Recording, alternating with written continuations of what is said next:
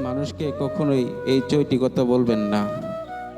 Number 1, আপনার পরিকল্পনার কথা। যদি আপনি আপনার পরিকল্পনার কথা কাউকে বলে ফেলেন, তাহলে হিতের বিপরীত হতে পারে। নাম্বার 2, আপনার দুর্বল দিকগুলো মানুষের কাছে প্রকাশ করবেন না। আজকে আপনি যাকে বন্ধু ভেবে নিজের দুর্বল কথাগুলো বলছেন, কালকে সে স্বার্থের আঘাত লাগলে আপনার দুর্বল জায়গাগুলো আঘাত আনতে একবারও পাবে না। এই পৃথিবীতে এই পৃথিবীতে যেমন আপন কেউ হয় না, তেমনি বন্ধুও হয় না। সবই স্বার্থের কারণ। নাম্বার 3, মানুষের কাছে অতীতের ব্যর্থতাগুলো প্রকাশ করবেন না।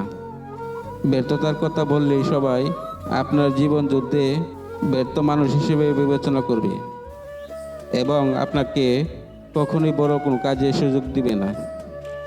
নাম্বার 4, আপনার কর্মক্ষেত্রে কি অর্জন করতে চাচ্ছেন, সেই লক্ষ্যগুলো অর্জিত হওয়ার আগে কারো কাছে শেয়ার করবেন না। চুপচাপ কাজ করে যান, কাজে মনোযোগী হন। নাম্বার 5, সবার জীবনেই কিছু গোপন কথা থাকে। এই গোপন কথাগুলো শুধুমাত্র বোকারাই অন্যদের কাছে প্রকাশ করে। নাম্বার 6, আপনি চাকরিতে কত টাকা বেতন পাচ্ছেন বা ব্যবসায় কত লাভ হলো, তা শেয়ার করার বিষয় না। জরুরি প্রয়োজন ছাড়া আপনার আয় উপার্জনের তথ্য কারো কাছে প্রকাশ করবেন না।